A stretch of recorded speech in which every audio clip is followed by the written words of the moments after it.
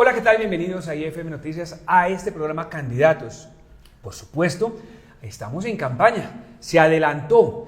Y aunque no haya candidatos oficiales, nosotros sí nos adelantamos con la campaña a entrevistar a los que pueden llegar a ser presidentes de la República, a quien uno de ellos puede hacerlo, precandidatos o candidatos ya definidos, como el que ya tenemos. Bienvenido David Luna a IFM Noticias, a este espacio. Qué bueno tenerlo en su casa, aquí en Medellín. Qué bueno que esté con IFM Noticias y que podamos conversar de muchas cosas. Laura ya lo había entrevistado en Bogotá. Así es, ya habíamos tenido un primer acercamiento en este espacio que abrimos siempre que se acerca el momento de ejercer la democracia en las urnas. Queremos que ustedes desde sus casas puedan tomar decisiones informadas, porque en el 2026 nos vamos a jugar más que un nombre en la Casa de Nariño. Bienvenido David Luna, precandidato a la presidencia, a Candidatos en IFM Noticias. Laura y Nacho, muchas gracias, un honor estar en Medellín, en Antioquia, en IFM, que es un medio de comunicación muy importante que ya cumple 5 años de trabajo independiente y de trabajo oportuno. Aquí estamos, doctor Luna, para seguir como medio de comunicación ayudando a la gente a que pueda tener una formación de una opinión pública, de una opinión clara, que pueda tomar decisiones correctas y acertadas. Y por eso hemos abierto este espacio, para que las diferentes formas de pensar, los diferentes modelos de país que tienen nuestros líderes, como usted, puedan expresarlos y que la gente tome la mejor decisión. ¿Por qué en un país tan convulsionado? ¿Por qué en un país con tantos problemas de seguridad, de caja, con tantos problemas sociales, quiere ser usted presidente de Colombia? Mire, Nacho, yo renuncié al Congreso, al Senado, al partido por el cual me avalé, porque estoy convencido que Colombia atraviesa un momento donde una renovación generacional va a ser clave. Quienes han tenido la posibilidad de gobernar traen muchas heridas, producto de su trabajo, de su entrega, y polarizan permanentemente. Yo creo que mi generación, que ha tenido la posibilidad de tener experiencia, tiene capacidades con nuevos mecanismos, como el de la tecnología, pero con nuevos liderazgos, como el de la no polarización, resolverle los problemas a los colombianos. Entonces, yo voy a correr esta carrera con firmeza, con dedicación, con mucha entereza, pero sin obsesión, porque tengo claro que Colombia tiene, no solamente, como lo decía Laura, el más importante reto de los últimos 100 años, que es elegir bien, sino adicionalmente elegir propuestas que verdaderamente puedan ser realizables. Yo solo me comprometo con lo que soy capaz de cumplir. Prefiero perder una elección antes que hacer una apuesta que sé voy a fallar en ella. Yo creo que uno tiene que ser sincero con el electorado y por supuesto con los ciudadanos. Usted viene de una carrera amplia, ya varios años dentro de la política, apostándole al país desde diferentes roles, por así decirlo. Pero acá en IFM Noticias principalmente, y usted lo sabe, nos dimos una batalla muy grande los pasados 4 años, donde tuvimos esa lástima de un alcalde de Medellín que literalmente, como ha dicho el alcalde actual, Federico Gutiérrez, acabó con la ciudad. Presuntamente se la robó. En IFM Noticias batallamos en su contra, enfrentamos amenazas, nos fuimos contra la corriente, porque tenemos como premisa en este medio de comunicación defender al país, a la ciudad y luchar por las personas que quieren obstaculizar de alguna manera nuestro desarrollo. Usted fue ministro TIC y Daniel Quintero fue su viceministro. Acá viene la pregunta del millón, imperdonable no hacérsela en un medio como IFM Noticias. ¿Usted trabajaría hoy de nuevo con Daniel Quintero, conociendo ya el pasado? No, se lo contesté en Bogotá y se lo contesto hoy en Medellín. No, y no por una razón contundente.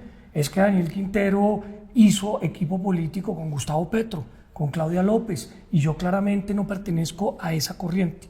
Daniel Quintero fue un buen viceministro, lo he dicho públicamente, pero claramente yo discrepo profundamente de lo que desarrolló como alcalde. Y en política hay que tener posiciones claras y no tratar de matizarlas, porque de lo contrario usted termina confundiendo. Cuando uno ve su largo recorrido, nos conocemos hace mucho. Nos conocemos hace mucho, estamos hace un ratito recordando desde los años 90 que nos conocimos y nos encontramos. Más exactamente en el 97, terminando el 97. Pucha, así fue. Yo tengo 50, ¿usted? 55 vamos a cumplir, ya estamos aquí. Le celebramos los 50 con entrevista en Bogotá. La niña. Pero desde esa época que yo he sido testigo de ese recorrido que usted ha hecho en la política, donde usted además nos conocimos liberales, digámoslo de una manera, ¿no? Era usted liberal, yo trabajaba en un medio de comunicación donde había una vertiente liberal para la época, y entonces yo lo conozco a usted comenzando todo ese trabajo, y de ahí en adelante viene un ascenso en donde usted ha tenido reconocimiento, donde usted ha enfrentado los medios de comunicación, ha tenido poder, ha tenido posiciones, pero usted sigue siendo coherente. ¿Usted a qué cree que se deba? Que en medio de tantos, digamos, camaleones que han cambiado de un lado, que pasan de una orilla a otra, usted sigue siendo coherente, y usted me habla es de que usted se hace avalar, pero que usted no cambia sus principios. Explíquenos un poco de eso. Pues yo creo que la coherencia ha sido pieza fundamental en este proceso, porque es cierto, yo comencé mi vida pública hace 27 años, en el primer escalón de la democracia, en mi barrio, después como edil, concejal, en fin, y de alguna manera siempre he tenido y he defendido mis posiciones con argumentos, sin necesidad de insultar, sin necesidad de gritar, y siempre señalando que yo me debo a los ciudadanos. Tal vez fui uno de los primeros políticos colombianos en rendir cuentas, usted lo recordará. Yo mandaba en un sobre de Manila la rendición de cuentas. Después con la tecnología fue cambiando un poco. Pero de alguna manera siempre he dicho que yo me debo al ciudadano, y es el ciudadano con su voto el que determina si yo puedo continuar sirviendo o no. Pero en segundo lugar, Nacho, yo tengo claro que elegí el camino más difícil. Yo no quiero posar de alternativo, ni mucho menos de outsider ahora que está tan de moda. Yo soy un político de oficio. Yo sé que la gente odia en muchos casos a los políticos con razón, pero yo quiero poner a consideración mi trayectoria. Es que son 27 años sin escándalos de corrupción, sin sanciones, obviamente sin investigaciones, con ejecutorias, muchas de ellas en el departamento de Antioquia. Entonces, lo que quiero es que sepan quién es David Luna, qué ha hecho, por qué lo ha hecho y qué propone. Pues empecemos por ese lado. Recordemos a los paisas quién es David Luna, porque a lo mejor usted es conocido a nivel nacional, pero en Antioquia que la gente sepa dónde nació, cómo se hizo, qué estudió, quién es David Luna, para que la gente sepa un poco más de lo que no solamente está públicamente conocido. Bueno, como todo el mundo se dará cuenta, soy un rolo nacido en Bogotá hace 50 años, casado con barranquillera, Lauri, con 2 chiquitines, Julieta de 8, Alejandro de 5. Amante del carnaval de Barranquilla, hay que verlo cuando disfruta desde toda la vida, ¿no? Toda la vida, lo que pasa es que sigo bailando muy regular, por no decir mal. Y pues he dedicado toda mi vida al servicio público, comencé en el primer escalón de la democracia y he ido avanzando poco a poco hasta llegar a este momento donde creo tengo la madurez y la experiencia para poder poner mi nombre a consideración de los colombianos, porque quiero servir como presidente. Pero mire usted, cuando fui viceministro de Trabajo, tuve que permanecer muchos días de mi vida en Urabá, porque en ese momento había, obviamente, unas grandes diferencias entre los cultivadores y los trabajadores, y con diálogo, y con sentido común, y con sensatez, logramos resolver los problemas. Mire la diferencia entre ese momento y hoy. Hoy solamente nos llevan a confrontar. Yo sí invito al presidente a que trate de resolver por lo menos uno de los problemas que tiene el país. Esto no se trata ni con marchas, ni con, obviamente, consultas. Se trata de lograr entender que hay que resolverle gran parte de los problemas a los trabajadores, pero con realidades, no con discursos. Siguiendo esa línea pues de la campaña presidencial que evidentemente ya inició el presidente Petro, ayer veíamos otra de sus desaciertos con el tema de las marchas para salvar sus reformas en el Congreso. Pues hubo este percance entre los congresistas y él sale en redes sociales, porque ya sabemos que gobierna por redes sociales, y usted le responde: compórtese como presidente. No venga a cárcelas de activista ni a matoneo a través de las redes sociales. ¿Cómo evalúa usted esa postura que él tiene? ¿Hace parte de su narrativa o realmente es la forma en la que él está gobernando? Él lo dijo en una entrevista en El País de España. Le aburre profundamente gobernar. No le gusta el Palacio de Nariño. Bueno, si no le gusta el Palacio de Nariño, que salga a las regiones a ver cuáles son los problemas. Si él conociera el túnel del Toyo, Yo estoy absolutamente convencido que le giraría a Antioquia la plata que se comprometió el país a girar. Si él conociera cómo está de limpia esta ciudad, de arborizada, de muy buena vibra que se respira en ella, seguro le pagaría a EPM la deuda que le tiene por los subsidios, pero no, todo es detrás del X, del Twitter. Ayer, en una decisión democrática, con votos, porque es que el Congreso sacó 18 millones de votos, él apenas 11, agarra a uno o a dos senadores y otros de sus seguidores a gritos, a celebrar que a uno de ellos se le murió un caballo, entre otras que creo que lo picó una serpiente en el Casanare en su momento. Pues hombre, uno no celebra que a alguien le pase algo malo. Y más cuando se dice animalista y se dice defender ese tipo de ideas, ¿no? Ya no, porque era solamente en campaña para el pueblo en ese discurso populista. Por un lado dice que no está de acuerdo con los toros, pero por el otro lado celebra que a una persona, cualquiera que sea, se le muera un caballo. Entonces a mí sí me parece que hay un contrasentido, pero eso termina en una cultura de la polarización, del odio, de la confrontación, de la separación. Tenemos un líder que lo que quiere es confrontar, ¿para qué? Para ganar, porque quiere permanecer en el poder. Y yo le voy a dar un dato. ¿Por qué la consulta popular? Porque él sabe que es un mecanismo político para arrancar la elección. Pero dos, porque es un mecanismo que permite confrontar. ¿Y qué es lo que quiere? Que haya confrontación en la calle. ¿Saben para qué? Para aplazar las elecciones. Antes que se me olvide, usted hablaba de polarización. Teníamos una discusión acá en IFM Noticias hace un par de semanas donde decíamos polarizar o unir polaridades. ¿Qué dice usted? Pues claramente del disenso se construye consenso. Muchos podemos estar en desacuerdo acá en este set o afuera o en cualquier parte. Pero si nos ponemos de acuerdo en temas que sabemos que son claves para el país, vamos a avanzar. Le voy a poner uno. El de cualquier mamá o papá responsable. Uno trata de gastar menos de lo que tiene. Y si en algún momento le toca endeudarse, pues tiene que meter dentro de sus cuentas el pago de esa deuda. Acá el presupuesto es todo lo contrario. El presidente y su gobierno se gasta más de lo que recibe y se endeuda más de lo que puede. Por eso sacaron al ministro de Hacienda, que era un tipo serio, que dijo hay que hacer un recorte presupuestal. Pero dos, el tema de la seguridad. No solamente hay que devolverle la moral a nuestros policías, a nuestros soldados, sino lo más importante hay que desamarrarle las manos y los pies para que protejan a la sociedad civil, ¿no? Acá estamos golpeándolos permanentemente porque sabemos que así los debilitamos. Entonces uno tiene que ponerse de acuerdo en unos mínimos más allá de la ideología. Yo, por ejemplo, creo que la bandera de la lucha contra el hambre es una bandera que yo, siendo de centro derecha, voy a izarla, porque 2.500.000 colombianos se acuestan con una sola comida. Que ese fue un proyecto de Lucho Garzón, o que fue un proyecto que continuó el presidente Petro, pues yo también lo voy a continuar. Yo también le voy a meter la fuerza, porque es fundamental sacarlo adelante. Usted acaba de decir algo antes y no me quiero devolver un momentito.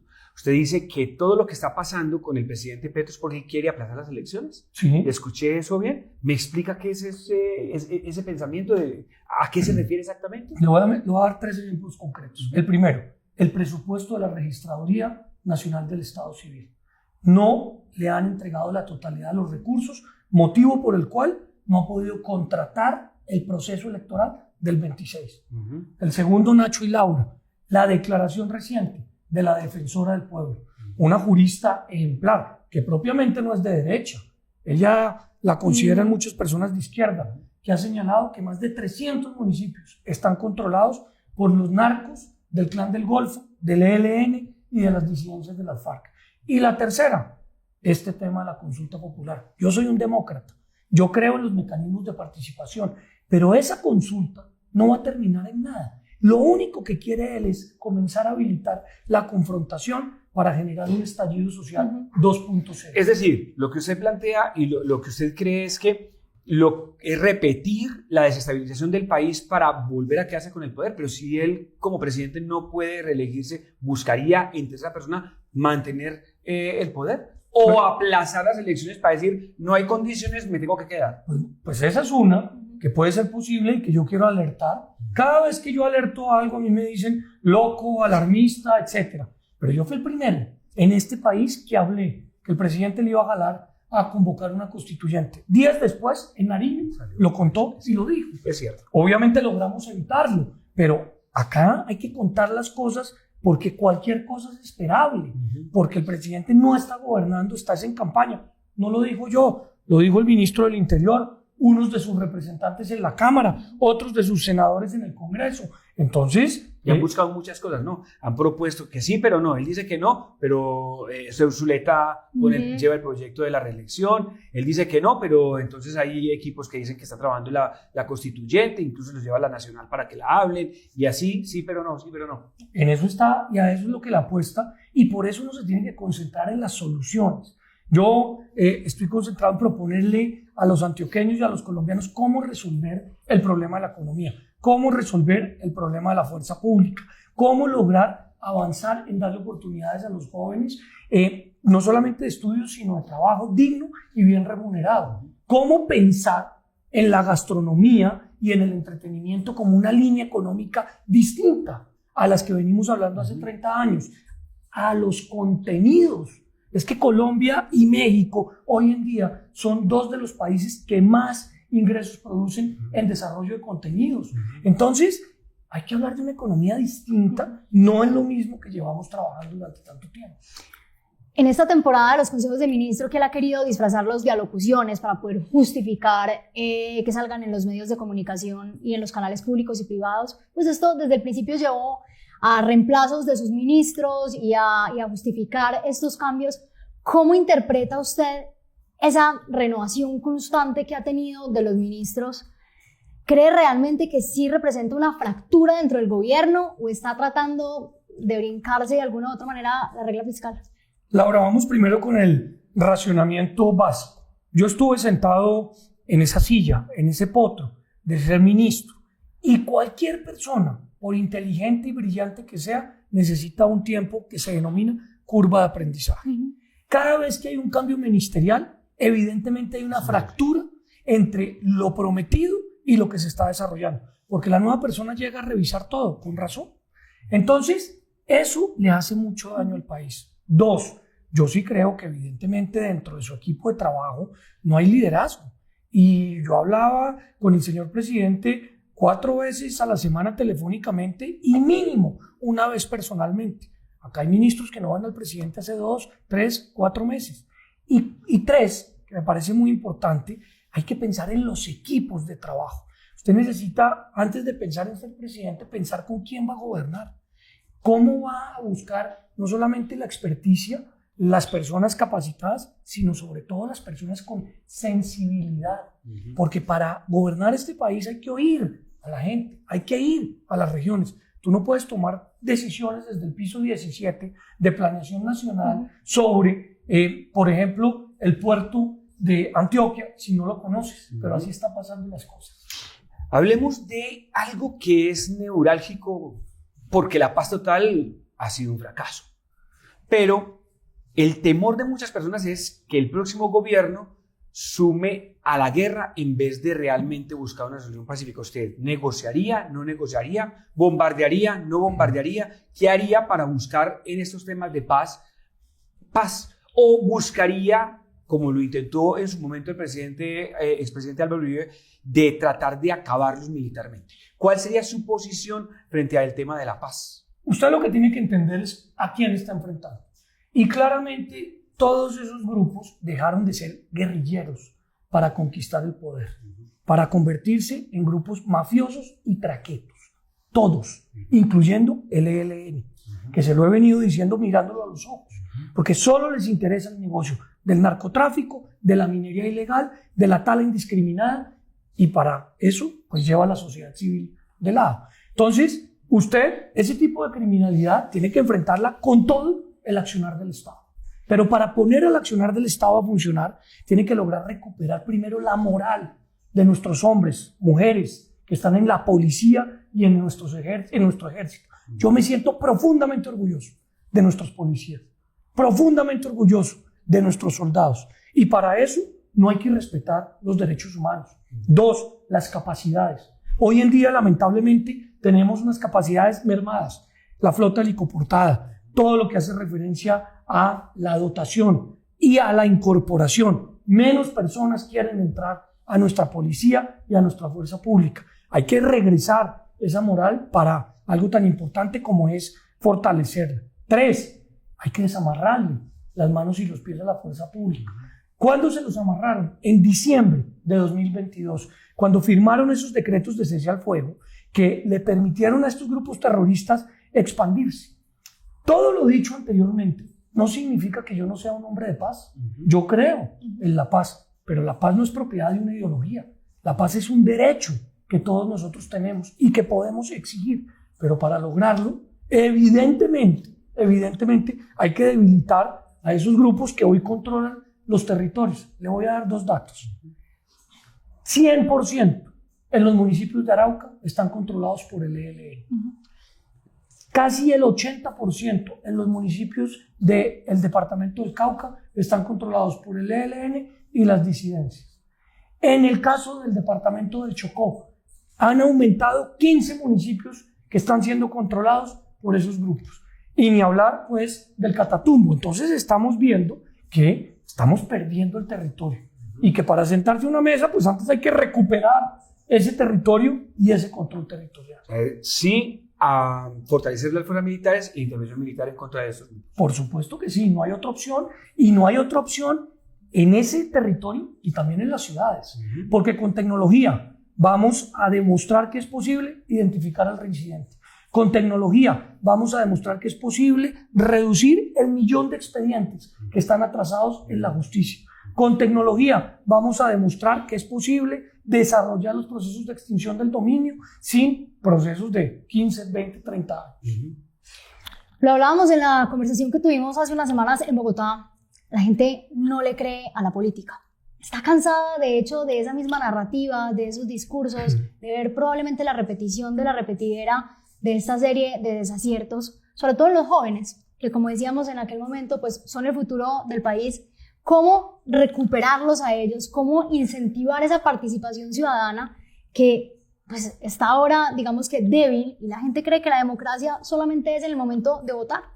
Yo estoy de acuerdo con ese análisis, Laura, porque he recorrido prácticamente todos los departamentos donde el presidente obtuvo victorias en el 22, y los más tristes y los más desmotivados son los jóvenes, particularmente con esa propuesta de haber condonado los créditos del ICETEX. Es posible hacerlo, y es posible hacerlo con decisión política y con presupuesto dedicado a ello. Pero ¿sabe qué es lo que pasa?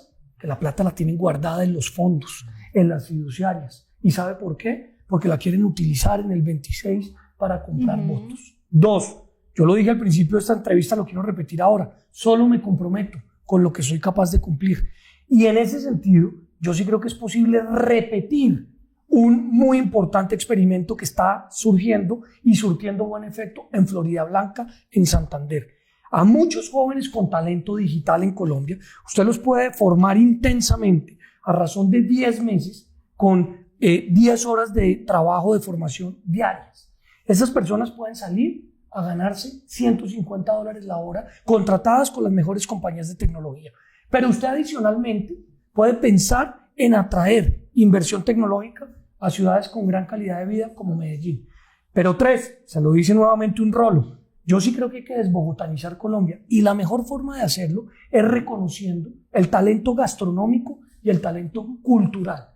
Esa estrategia que no es nada distinto que pensar que el entretenimiento puede ser parte fundamental del desarrollo juvenil, tiene que ser una apuesta. En mi época, cuando yo chiquito quería ser futbolista, en la familia le decían, no, ¿cómo así? Eso hay que ir a estudiar otra cosa. Hoy en día hay gran talento de personas que quieren danzar, desarrollar, que podrían hacerlo con efectividad. Justamente eso, nosotros abrimos recientemente en IFM Noticias una categoría dedicada únicamente a la cultura, a la literatura, al cine, y hemos hecho varios ejercicios de la poesía. Y casualmente ayer me preguntaban por qué un medio de comunicación abriría esos espacios si realmente solo hay que hablar de política y de economía, piensa el externo, como si la cultura realmente fuera un tema secundario, que no hace parte incluso de la mayoría de los gobernantes dentro de sus planes de gobierno. Así que también le hemos escuchado a usted en esos recorridos que ha pensado elevar el discurso, también teniendo conversaciones de tecnología, gastronomía y demás. Es que este es un renglón que para la economía puede ser muy importante, pero sobre todo para el ser humano. Y cuando el ser humano se siente cómodo en lo que está haciendo y feliz y realizado, lo hace a triple velocidad. Entonces yo sí creo que ese renglón es importantísimo. Mire, hace unos días una guía internacional que se llama Atlas publicó una serie de platos típicos colombianos. ¿Eso qué genera? Turismo. Porque hay muchas personas que van o vienen desde otro país simplemente a probar ese plato típico. Como en su momento sigue siendo, pero como en su momento fue importante Chiviriquete para el avistamiento de aves, hoy hay que pensar que la culinaria regional, local, es una alternativa.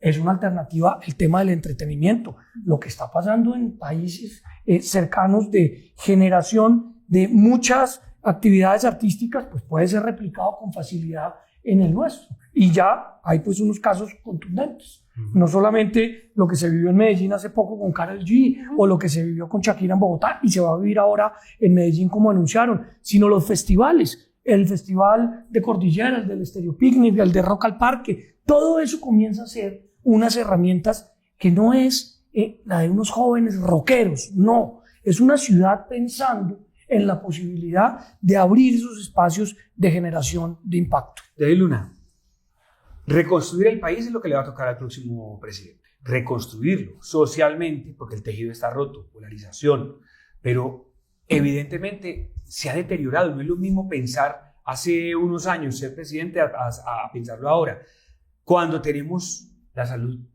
acabada, cuando se acaba de una reforma laboral y pensional, y el tema pensional además con muchísimos problemas que puede caerse ahora en corte. O sea, cuando comenzamos a tener todos estos problemas, ¿cómo los va a solucionar? Sobre todo el tema de la salud, de los medicamentos. ¿Cómo hacer? ¿Qué le dice usted a los colombianos para reconstruir eso? Porque una cosa es arrancar y continuar algo que está hecho, pero cuando te lo han tumbado. El problema de la salud en Colombia no se resuelve con una ley. Se resuelve con sentido común, con decisión política, con presupuesto y con tecnología. Y le voy a mencionar 3 cosas. El ciudadano que tiene que pasar 2, 3, 4, 5 horas o en una droguería o en un centro esperando un medicamento, o el que tiene que esperar 1, 2, 3, 4 horas en urgencias. Usted perfectamente podría mandar el medicamento con tecnología directamente hasta la casa. Y con tecnología también podría lograr que la persona apenas vaya a ser atendida en la urgencia, le avisen de forma tal que se desplace hasta ese lugar. Eso es decisión. Y es que eso no es el futuro, eso es el presente. Y eso no es la serie de los supersónicos hace 10 o 15 años. Está pasando en muchos lugares en el mundo. 2, yo sí creo que hay que girarle directo a los hospitales y a las IPS, pero con auditoría. Y 3, usted puede llevar centros de atención básica a los espacios, a las regiones, a los municipios donde no lo hay, pero sin politiquería. Entonces, mire usted, si acá, en vez de acabar con todo lo que teníamos y que funcionaba más o menos bien, nos hubiésemos puesto de acuerdo, hubiéramos resuelto muchos de los problemas de la salud, pero no, todo era romper lo anterior, romper lo anterior. ¿Por qué? No entiendo por qué, pero 2, yo sí creo que muchos empleados quieren dar la discusión de los dominicales o de los festivos o de los nocturnos. Hay que darla. Pero más allá de eso, uno no puede seguir pensando que el sindicato tiene que confrontar con el generador de empleo. Le puse el caso de Urabá, de los bananeros en su momento, con los sindicatos, particularmente con la CGT. Se logran acuerdos. Un sindicato puede tener el interés de participar en la distribución de utilidades, sí. Pero la pregunta es, ¿está también listo a participar en la distribución de pérdidas? ¿Por qué razón hago esa reflexión? Porque hay que cambiar la conversación. En Antioquia tenemos la experiencia histórica donde los sindicatos salvaron empresas. La conozco. Los sindicatos no se fueron en contra de los patrones, no, todo lo contrario, cuando las empresas estaban mal, trataron de hacer muchísimas cosas, y el hecho de que todavía hablemos de fabricato y que cuando estuvo al borde de desaparecer hace casi 20 años o un poquito más y pudo salir adelante fue por los sindicatos. Eso hay que recordarle que los sindicatos han hecho cosas buenas. De hecho, los empresarios hasta constituyeron un sindicato que se llama el Sindicato Antioqueño, ¿no? Pero además hay otro ejemplo, Nacho. El contrato sindical ha sido una herramienta muy importante en Antioquia. muy importante en Antioquia, donde en el sector de la manufactura, particularmente en la hechura de empaques, de costales, pero también en el sector incluso de la salud, ha dado buenos resultados. ¿Cierto? Entonces, ¿que porque en otro departamento el contrato sindical ha sido malo, tenemos que acabarlo de un plumazo? No, a mí sí me parece que donde las cosas salen bien, hay que motivarlas y promoverlas. Y donde salen mal, pues ejercer la autoridad del Estado. Le preguntamos, Laura, sobre la política interna, su renuncia y Vargas Lleras. Adelante. Estoy listo. Vamos a dispararle por ese lado. ¿Qué pasó con usted y Vargas Lleras? Tuvimos decía, pero si son buenos amigos, pero si es que el demostrar de Vargas Lleras en el Congreso en Cambio Radical es el doctor Luna. ¿Por qué de repente se va? ¿Se pelearon? ¿Qué fue lo que pasó ahí? ¿Por qué se va sabiendo que si él se iba llegaba alguien de ese partido que iba a estar con Petro? ¿Y por qué no esperar a renunciar como lo hizo Petro cuando ya era candidato mucho más adelante, aguantar un año más? ¿Qué hay ahí alrededor de esto? Lo primero es que yo no me sentiría nunca bien haciendo una campaña presidencial con sueldo de congresista. Eso no me parece ético. Y yo creo que yo tenía que renunciar a los beneficios que tienen los congresistas para salir a poder recorrer el país. Hoy es miércoles, hoy hay sesiones. Imagínense yo con la sesión en el Congreso y tratando de venir a Antioquia, es imposible. Lo segundo, yo al doctor Vargas lo reconozco como un líder, como un hombre de Estado, como un hombre con experiencia, pero David Luna es David Luna y Germán Vargas es Germán Vargas. Tenemos dos formas de plantear cómo resolver los problemas del país. Yo particularmente creo que la tecnología es una herramienta fundamental y la renovación generacional es un mínimo que requiere Colombia. Y tres, miren, hay personas que quieren meterse y participar, conformar este proyecto, pero el partido no les permitía llegar. ¿Por qué? Porque tienen diferencias o con ese o con otro partido. Y me parece que yo estoy haciendo uso de un mecanismo que la Constitución permite, como es la de crear un movimiento ciudadano respaldado por unas firmas que tengo que salir a conseguir. O sea, yo estoy haciendo un triple trabajo. El trabajo que estoy haciendo hoy de aumentar el reconocimiento, el trabajo que tengo que hacer a partir del 31 de mayo de salir a buscar las firmas, de pedirle en la calle a la gente una firma, y el trabajo de plantear una candidatura presidencial. Pero sabe que creo que ese es el camino. Yo estoy volviendo a mi esencia. Yo arranqué en mi barrio recorriendo, caminando, pidiéndole a la gente que oyera mis propuestas. Estoy haciendo exactamente lo mismo y eso es lo que me gusta hacer. David Luna, se nos acaba el tiempo, pero no lo podemos dejar ir. Usted está en Medellín, en Antioquia, un departamento atropellado totalmente por el gobierno nacional. Nos han querido sacar del mapa por todos los lados. Por donde usted lo mire, hay algo en nuestra contra. ¿Qué decirle a la gente que nos ve y nos lee por IFM Noticias un mensaje para Antioquia si usted llega a ser presidente de la República? Primero, que tienen unos grandes gobernantes, un gobernador firme, con decisión, un alcalde con visión, pero adicionalmente con experiencia. También muchos de los alcaldes municipales en el departamento demuestran con esa experiencia hechos contundentes y sobre todo ejecutorios. Segundo, que sí, que hay que expresar solidaridad por el departamento a propósito de las decisiones revanchistas de un presidente. Pero tercero y lo más importante, que si a mí me eligen como presidente, pues eso no solamente no le va a pasar a Antioquia, sino no le va a pasar a Bolívar y a Cartagena, a Córdoba y Montería y a una gran cantidad de territorios que lo están sufriendo. La pregunta es, ¿por qué razón no le pagan a Antioquia las deudas? ¿O por qué razón no le desembolsan los compromisos con las obras de infraestructura si plata hay? ¿Está guardada para la campaña presidencial? Es que la plata se están guardando es para eso. No es que no haya plata y no es que el Estado esté pasando a fugias, como lo dicen, para lograr tramitar una reforma tributaria. No, la plata está en los fiduciarios. ¿Por qué razón los señores de Fiduagraria no me han contestado sendos derechos de petición que le he interpuesto? O los de la Fiduprevisora, porque claramente saben que cuando contesten y digan que tienen X número de billones en sus cuentas, pues no lo tienen con claridad y cómo explicarlo. Entonces ahí está una de las respuestas. Como dice Laura, se nos está acabando el tiempo. Usted tiene muchas cosas que hacer en su agenda en esta visita por Medellín, que no será la última. Esperamos que siga viniendo aquí a IFM. Y le tengo que hacer a las personas muy interesante. Fue ministro de las TIC Y ustedes me dirán, ¿y por qué en el tiempo que llevan no le han preguntado por tecnología? Es que todo es tecnología, lo han oído hablar. Cada que responde, habla con tecnología, pero le va a hacer caso así a esa cantidad de personas que siguen hablando y que en eso te están pensando, pero no le ha preguntado de tecnología. Está usted en el distrito de Medellín, que es de ciencia y tecnología. Y usted fue un buen ministro de tecnología, eso no se le puede quitar. Amplió la cobertura de Internet, se lo gozan en Vox Populi a ratos con el tema de la telefonía celular, que me divierte mucho. Pero el tema más allá es cómo ayudar a implementar al Distrito de Ciencia y Tecnología de Medellín para que se convierta en ese punta de lance. ¿Qué haría usted desde la presidencia para que esto realmente se convierta en el verdadero Distrito de Ciencia y Tecnología? Mire, en primer lugar, a mí en mi época como ministro me tocaba instalar conexión con fibra óptica o con red de microondas. La tecnología va tan rápido que hoy nos conectamos a través de una red de satélites de baja órbita. O sea, conexión hay para el sitio más recóndito del país. Lo que necesitamos es un mínimo digital.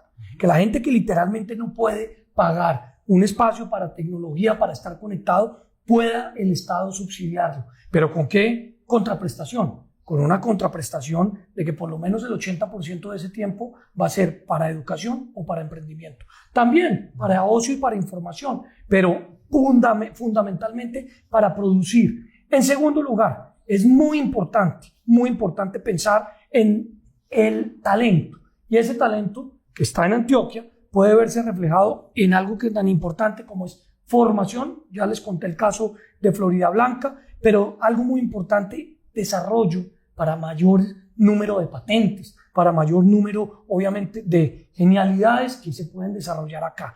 Y en tercer lugar, usar la tecnología, que la tenemos disponible. Es que la inteligencia artificial, yo escribí un libro publicado hace recientemente poco, pues da unas herramientas que permiten resolver problemas en materia de salud, de agricultura, de turismo o mejorar potencialidades. Y a eso vale la pena apostar. Se nos acaba el tiempo, pero eso es garantía de una tercera entrevista. Yo sé que se les acaba el tiempo. Muchas gracias. A usted por venir a IFM Noticias, por apostarle al país, por seguir creyendo, porque la esperanza no la podemos perder por nada del mundo ni caer en ese discurso del pesimismo. Gracias por venir a IFM Noticias y pues nos encontraremos en una tercera entrevista ya más adelante cuando estén más cerca, afortunadamente, las elecciones. Muchas gracias, Laura. Nacho, muchas gracias y los felicito por esta maravilla de infraestructura que tiene en IFM. Hacemos lo posible en estos 5 años, vamos creciendo gracias a nuestros seguidores, a nuestros lectores y a nuestros, seguidores, dijo ya, ¿no? Ya le he dicho, a todos los seguidores en redes sociales, en el ecosistema que hemos logrado construir. Esto es porque ellos han confiado y han encontrado en IFM Noticias lo que queremos proyectar. Pluralidad, verdad, información, análisis y una frase que me gustó mucho que ya van a comenzar ustedes a ir mirando y es que en IFM no nos preocupamos por ser los primeros en dar las noticias, sino en ser los mejores en contarlas. Eso está muy bien. A ustedes gracias por estar, gracias al doctor Luna por estar con nosotros aquí en IFM, lo esperamos no tan lejos, no más pronto que podamos hablar. A ustedes gracias por estar con nosotros. Estar pendientes del canal 24 horas de IFM Noticias, nuestras redes sociales, en YouTube, para que se suscriban, para que sigan a través de nuestros grupos en Facebook y, por supuesto, ifmnoticias.com, ifdeportes.com y, pues, IFM Play, IFM Radio. ¿Qué me falta, Laura? Me falta... Y todo nuestro ecosistema digital que está en ifmnoticias.com. Este es Candidato, es un espacio para que ustedes tomen la mejor decisión. Aquí van a pasar, si Dios quiere, todos los candidatos de todas las vertientes políticas, hasta las que les guste o no les guste, pero los van a tener acá para que los puedan escuchar y puedan tomar la mejor decisión, porque se viene un momento definitivo, el momento de la verdad de Colombia. Hasta luego, en el lugar del mundo en el que se encuentren. Buenos días, buenas tardes, buenas noches. Hasta luego.